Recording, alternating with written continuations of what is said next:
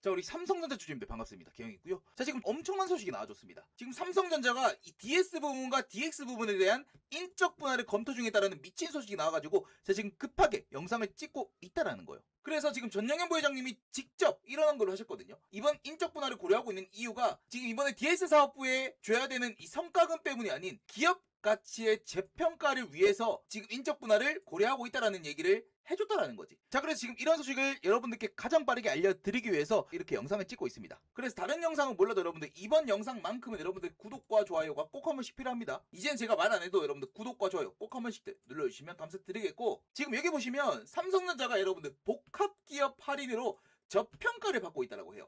그러니까 DS 부분과 DX 부분이 지금 합쳐져 있지 않습니까? 근데 지금 얘네가 같이 사업체가 있다 보니까 반도체, 그러니까 DS 쪽에 대한 확실한 가치 평가가 어렵다라는 거야. 그러니까 지금 보면 여러분들 엔비디아도 AI만 하고요. TSMC 같은 경우도 파운드리만 해요. SK하이닉스도 메모리만 하죠. 근데 삼성전자는 어때? 반도체, 그러니까 DS 쪽, 그러니까 메모리, HBM, 파운드리, 시스템 LSI 요거 이외에도 DX, 모바일 가전 쪽도 있단 말이야. 스마트폰, TV, 가전, 네트워크 사업들. 그러니까 이런 게 지금 한 번에 합쳐져 있다 보니까 전체적인 기업 가치가 떨어질 수밖에 없다는 거지. 왜? 얘네가 반도체만큼의 실적을 지금 못 내고 있기 때문에. 무슨 말인지 아시겠죠? 그래서 결국 해결 방안이 DS와 DX의 인적 분할. 결국 인적 분할하면 어떻게 돼요? 각 사업이 독립적으로 제대로 평가를 받을 수 있습니다. 그래서 기존 삼성전자 주주가 신설회사 주식을 모두 받을 수 있어요. 그러니까 예전에 여러분들 LG엔솔 사건을 보면 그거는 물적 분할이었거든요. 물적 분할이어서 이게 완전히 이제 LG화학과 LG엔솔 좋은 사업은 다 뺏겼죠. LG엔솔한테. 그래서 LG화학의 주주들이 극대노를 한 건데, 인적 분할은 얘기가 다릅니다. 물적 분할과 달리 주주 반발이 결국 적어요. 왜? 이쪽 주식 저쪽 주식 둘 다 가져갈 수 있거든. 그리고 각 사업의 투자 매력도가 명확해져서 기업 가치 재평가가 가능하다.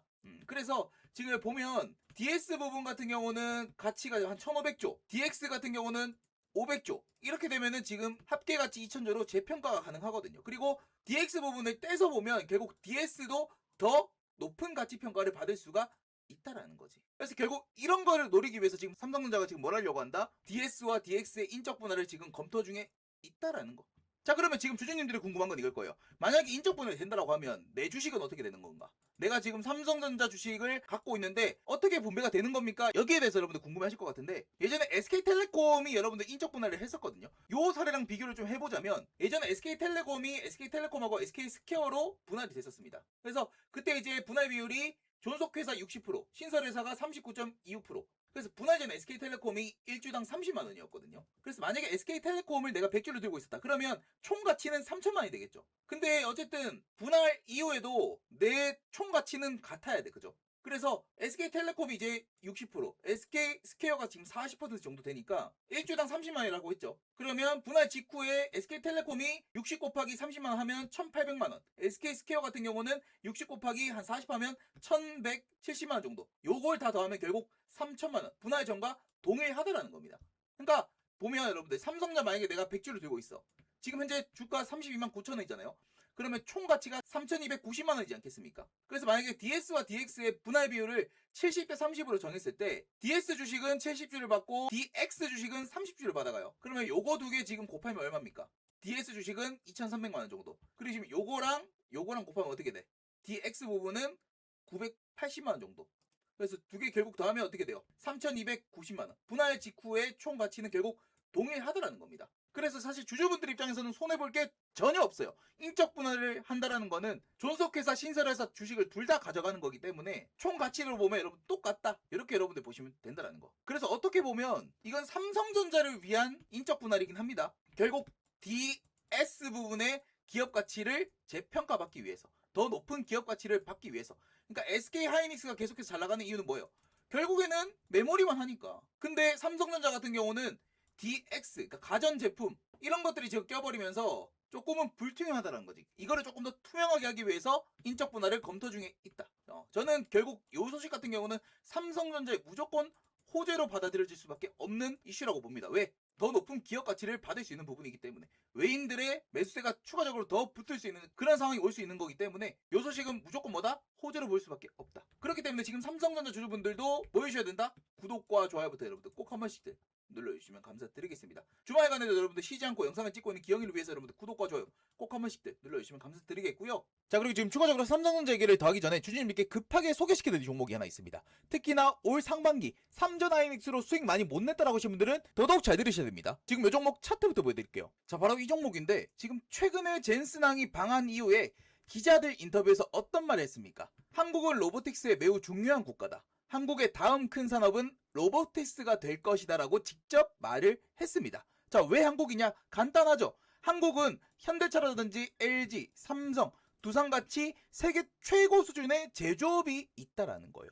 결국 이 로봇이라는 게 AI 플러스 제조업이 합쳐져야 성공이 되는 건데 한국이 바로 그 조건에 부합을 한다라는 거지. 그래서 이번에 방한 이후에 LG 본사를 방문한 것도, 그리고 대기업 총수들과 미팅을 한 것도, 물론 뭐 HBM도 있고 AI 데이터 센터도 있지만 이 로봇도 지금 굉장히 중요한 요소 중에 하나였다라는 겁니다. 자, 그러면 우리가 지금 캐치를 해야 되는 건 뭐다? 젠슨항이 한국과 로봇 사업을 진행하기 전에 우리는 뭐 해야 된다? 미리미리 준비를 해놔야 된다라는 거지. 그 중에서도 제가 지금 대한민국에서 로봇으로 많이 안 오른 종목들 중에서 실적 좋고 모멘텀 좋은 재료 있는 종목 찾느라 죽는 줄 알았습니다. 코스피 코스닥 합쳐가지고 3,000 종목을 다 뒤져서 골랐거든요. 그래서 지금 이 종목을 주주님들께 바로 알려드릴게요. 그래서 지금 많이 오른 뭐 레인보우 로보틱스라든지 감속기 관련주, 뭐 SPG 이런 거 다 빼고 지금 로봇의 핵심 기술, 특히나 젠슨항이 가장 강조했던 이 휴머노이드 로봇을 만드는 데 있어서 가장 필수 기술력인 이 힘 센서 기업, 요 기업을 여러분들께 지금 알려드리도록 할 겁니다. 그래서 지금 요 기사를 보면요, 휴머노이드 정밀함, 힘 센서가 완성한다, 이런 기사가 나와 있죠. 그래서 지금 이 휴머노이드 로봇의 가장 큰 핵심 기술력이 바로 이 힘 센서가 될 거라는 거예요. 그러니까 예를 들어서 여러분들 로봇이 뭐 계란을 집을 때, 혹은 사람의 손을 잡을 때, 아니면 뭐 유리컵을 들어가지고 옮길 때, 그 밖에 뭐 문손잡이를 돌린다, 이런 각각의 행동에 따라서 손에 얼마만큼의 힘이 가해지는지 다 달라야 됩니다. 근데 그거를 다 실시간으로 체크하고 제어하는 게 바로 이 힘 센서라는 거예요. 그러니까 어떤 힘 센서가 들어가냐에 따라서 이 휴머노이드 로봇의 활용 가치가 아예 달라지기 때문에, 막말로 여러분들 집에 지금 휴머노이드 로봇을 놓는데 힘 조절이 안 돼가지고 집에 있는 가구가 남아나질 않는다라고 하면 과연 누가 그 로봇을 살까요? 그죠? 즉, 이 기술력이 정말 중요한 시대가 이제는 왔다. 그래서 지금 이 힘 센서를 만드는 기업이자 요 한국의 이 모든 기업, 현대차, LG, 삼성, 두산의 모든 납품하는 이 힘 센서 기업을 제가 지금 찾아냈다라는 거고요. 지금 요 기업 같은 경우는 지금도 좋지만 앞으로 더 좋습니다. 이 기업은 앞으로 최소 3년 동안은 뭐다? 걱정할 필요가 없는 그런 기업이에요. 그 이유는 이 기업의 실적을 보면 답이 나옵니다, 여러분들. 지금 보시면 영업이익이 5년간 연속 흑자를 기록했어요. 보이십니까, 여러분들? 매출액이 지금 5년간 계속해서 늘어나고 있고, 영업이익도 꾸준히 어떻게 되고 있다?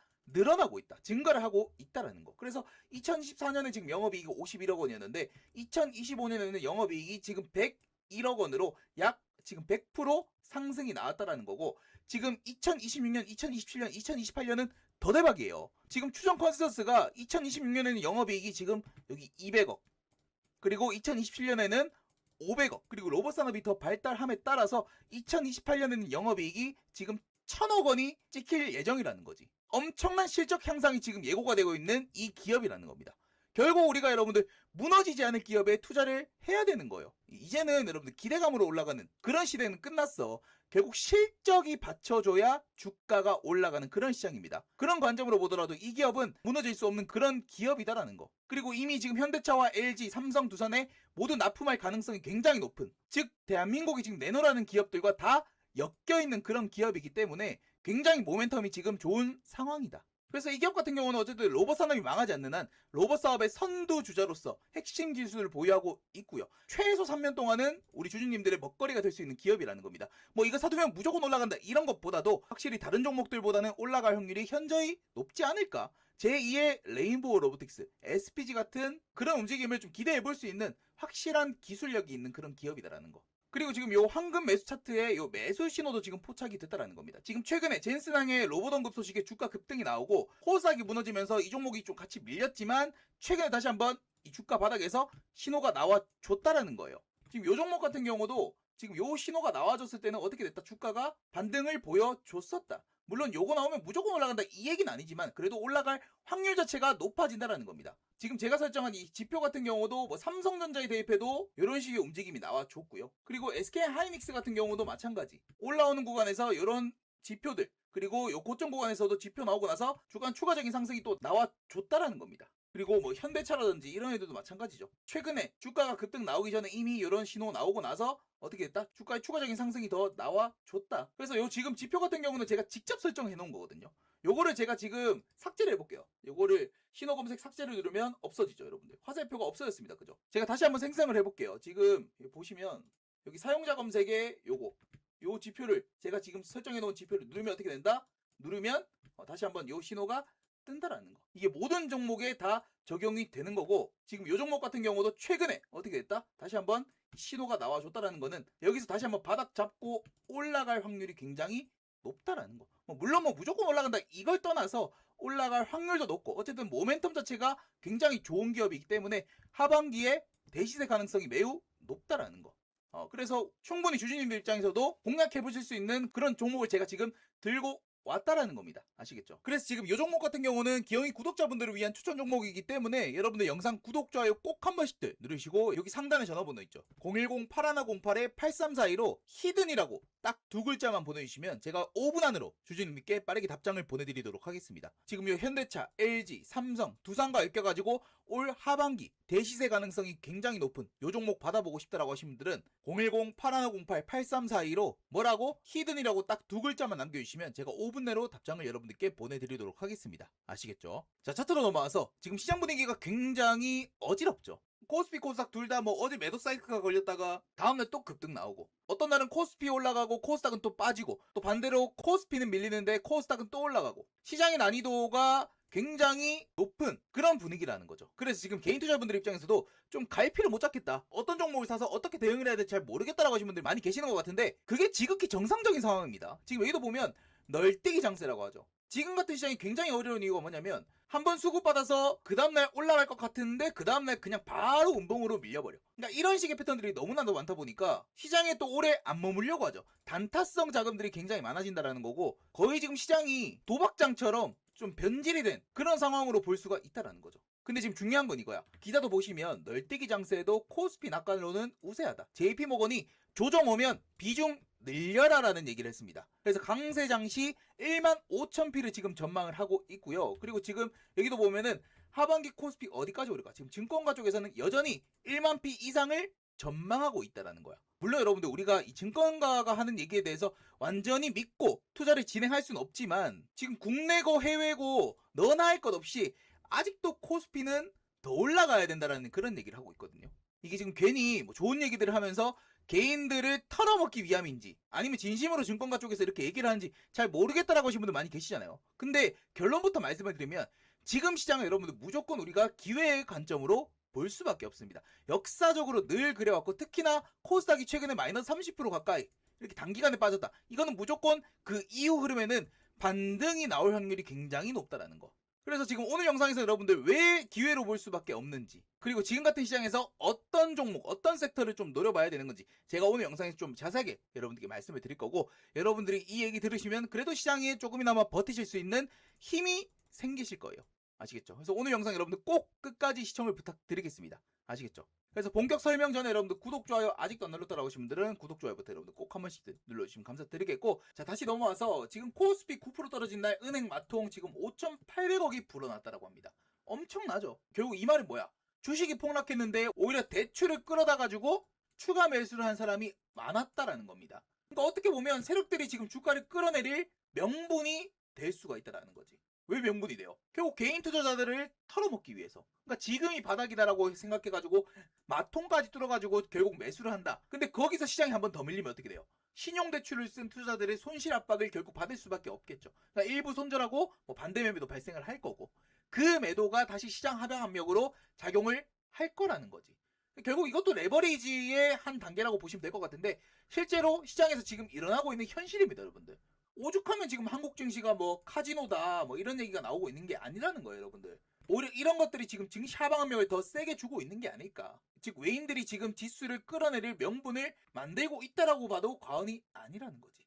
그래서 지금 시장에 여러분들 막 마통 들어가지고 막 이런 자리에서 풀 매수 때려야지 이게 아니라 오히려 지금은 좀 관망을 하면서 조금씩 여러분들이 투자 방향성을 잡아 나갈 때지 모든 돈을 여러분들이 끌어와가지고 올인해야지 이럴 구간은 절대로 아닙니다. 지금 증시 뭐 오늘도 빨간불 나와주고 있긴 하지만 언제 다시 이렇게 또 꼬라박을지는 아무도 몰라요. 물론 뭐 최근 분위기만 보면 뭐 외국인들이나 이런 큰손 자금들이 계속해서 유입이 돼주고 있고 모멘텀이 생기면 다시 한번 수급이 들어와주고 있긴 하지만 아직까지는 시장이 방향성 자체를 완전히 이제 상방으로 틀었다라고 볼 수는 없습니다. 근데 그렇다고 해서 시장을 또 지나치게 두려워할 이유도 없다. 결국 외국인들의 수급은 개선이 되고 있고 기업의 펀더멘탈은 크게 훼손이 되지 않았고요. 그 시장 심리도 완전히 막 밀려버렸다? 이건 아니기 때문에 지금 시장의 큰 흐름과 수급을 좀 차분하게 확인하면서 증시를 바라보자, 이런 말씀을 저는 좀 드리고 싶어요. 아시겠죠 여러분들? 그래서 지금 단기 등락에 너무 여러분들이 흔들리기보다는 좀 냉정하게 시장을 바라보면서 그래도 최악은 아니다, 이런 말씀을 여러분 좀 드리고 싶어요. 그리고